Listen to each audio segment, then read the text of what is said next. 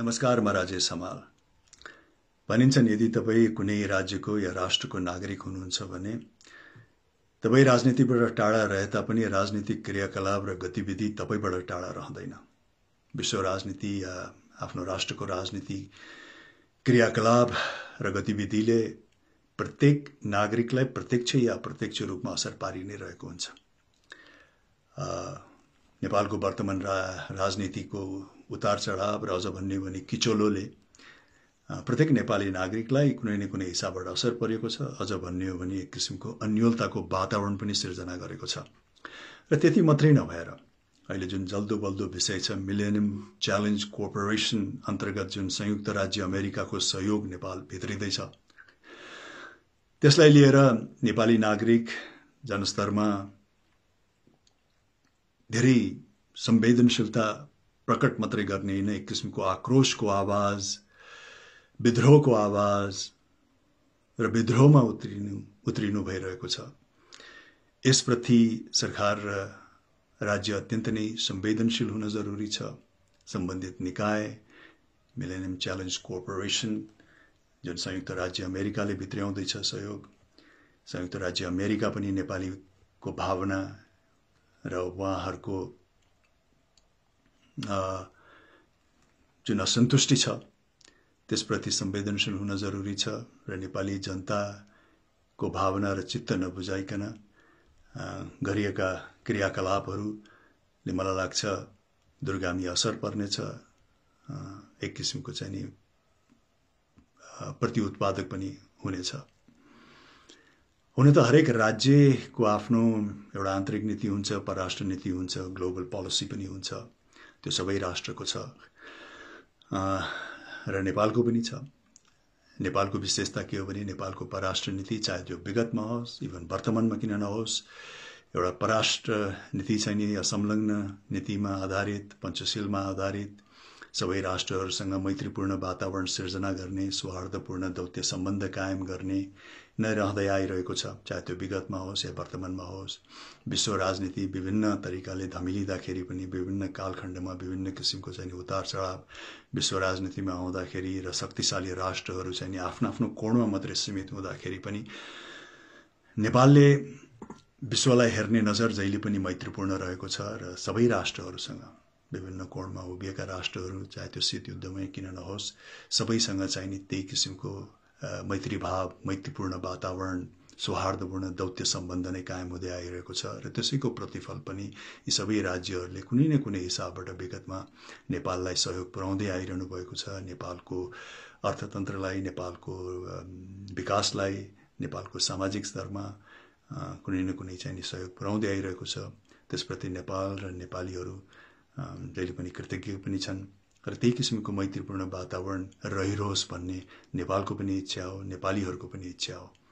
तर अहिले millennium challenge कोर्पोरेसन अन्तर्गत जुन सहयोग आउँदैछ र अहिले यो बदलिएको विश्व राजनीतिको जुन परिवेशमा आइरहेको छ त्यसप्रति चाहिँ नेपाली जनसमुदायहरूको असन्तुष्टि छ।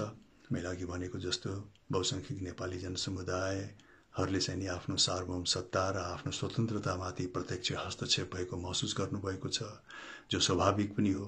सबै राष्ट्रको नागरिकको लागि आफ्नो सार्वभौम सत्ता, आफ्नो स्वतन्त्रता र आफ्नो राष्ट्रप्रतिको आफ्नो अधिकार, आफ्नो हक कायम रहोस् भन्ने सबैको इच्छा हुन्छ।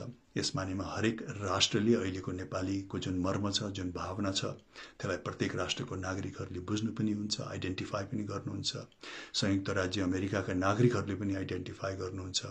जब नेपालीलाई चाहिँ नि आफ्नो सार्वभौम सत्ता, आफ्नो स्वतन्त्रता सबैभन्दा महत्त्वपूर्ण लाग्छ र त्यही किसिमको भावना चाहिँ उहाँहरूले प्रकट गर्नुहुन्छ भने त्यो कुनै नौलो र असाधारण नागरिकको क्रियाकलाप होइन। त्यो प्रत्येक राष्ट्रको नागरिकले चाहिँ बुझ्छ। संयुक्त राज्य अमेरिकाले पनि यसलाई मलाई लाग्छ कि आइडेन्टिफाई गर्नुहुन्छ, बुझ्नुहुन्छ। त्यस मानेमा यो जुन असन्तुष्टि छ नेपाली नागरिकको लागि यो अहिलेको सम्झौतालाई लिएर, एमसीसीको सम्झौतालाई लिएर, त्यसमा स्पष्टता गराइदिने, पारदर्शिता गराइदिने र हरेक बुद्धावान नेपाली जनसमुदायहरूलाई चित्त बुझ्दो वातावरण सिर्जना गरिदिने चाहिने संयुक्त राज्य अमेरिकाको र नेपाल सरकारको उत्तरदायित्व बन्छ। किनकि राष्ट्रको नागरिकको भावना, बहुसंख्यक नागरिकको भावना विपरीत, उहाँहरूको चाहना विपरीत यदि कुनै क्रियाकलाप गरिन्छ भने यसको दूरगामी असर पनि पर्न सक्छ र त्यो प्रति उत्पादक पनि हुन्छ। र आजको घडीमा चाहिँ विश्व राजनीतिको समीकरण केही बदलिएको छ, वातावरण बदलिएको छ, शक्तिशाली राष्ट्रहरूका भूमिकाहरू परिवर्तन भएको छ। र आज यो इन्फर्मेसन एजमा, इन्टरनेट एजमा हरेक राष्ट्रको क्रियाकलाप गतिविधिबाट हरेक राष्ट्रको नागरिकहरू, विशेष गरिकन युवाहरू चाहिँ सचेत हुनुहुन्छ, जानकार हुनुहुन्छ। उहाँहरूबाट कुनै पनि कुरा लुकेको हुँदैन। हरेक राष्ट्रले आफूलाई कसरी सञ्चालन गरिरहेको छ, विश्वमा उसले आफ्नो भूमिका कसरी प्रकट गरिरहेको छ, उसको ग्लोबल पोलिसी कस्तो हिसाबले चाहिँ उसले सञ्चालन गरिरहेको छ भन्नेमा चाहिँ नि हरेक राष्ट्रको विशेष गरिकन युवा जनसमुदायहरू चाहिँ नि स्पष्ट हुनुहुन्छ, सचेत हुनुहुन्छ, जानकार हुनुहुन्छ आजको यो इन्फर्मेसन एजमा, इन्टरनेट एजमा। त्यसैले शक्तिशाली राज्यहरूले पनि आफ्ना क्रियाकलापहरू विश्वमा असाध्यै जिम्मेवारीपूर्वक सञ्चालन गर्न अत्यन्त नै जरुरी छ। कुन किसिमको चाहिँ नि छवि उहाँहरूले चाहिँ नि विश्वमा राख्नुभएको छ भन्ने प्रति पनि उहाँ अत्यन्त नै संवेदनशील हुनुपर्छ। किनकि उहाँहरूले कायम गरेको छविले नै अन्यहरू राज्यहरूले, अन्यहरू राज्यका नागरिकहरूले उहाँहरूको मूल्याङ्कन गर्ने हो। पछिल्लो 20-25-30 वर्षमा जुन अमेरिकाको गतिविधि र क्रियाकलाप भएको छ त्यसप्रति प्रत्येक राष्ट्रका नागरिकहरू, युवाहरू जानकार हुनुहुन्छ। चाहे त्यो अमेरिकाको अफगानिस्तानमा भएको भूमिका किन नहोस्, 20 वर्षको उपस्थिति र $2 ट्रिलियन को चाहिँ खर्च बापत भएको जुन परिणाम छ त्यसलाई पनि सबैले निहालिरहनु भएको छ। र अन्य राष्ट्रमा पनि जुन क्रियाकलाप भएको छ त्यसलाई पनि नजिकबाट निहालिरहनु भएको छ। विशेष गरिकन शक्तिशाली राष्ट्रहरू, संयुक्त राज्य अमेरिकाको आन्तरिक राजनीति कस्तो हिसाबले चलिरहेको छ भन्ने कुरा पनि विश्वको नागरिकहरू चाहिँ जानकार हुनुहुन्छ, त्यसमा सचेत हुनुहुन्छ। त्यसैले पनि शक्तिशाली राष्ट्रहरूले आफ्नो छवि, आफ्नो इमेज प्रति चाहिँ अत्यन्त नै संवेदनशील र जिम्मेवार हुन जरुरी छ। किनकि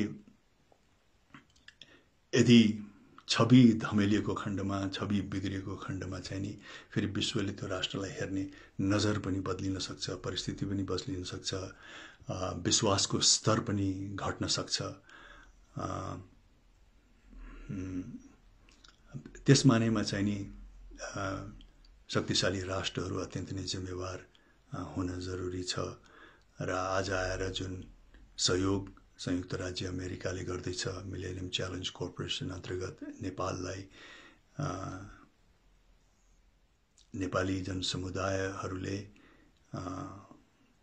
सायद त्यही विश्वमा अहिले हालसालै पछिल्लो 20-25-30 वर्षमा अमेरिकाले प्रदर्शन गरेको आफ्नो छविले पनि भूमिका खेलेको हुनसक्छ।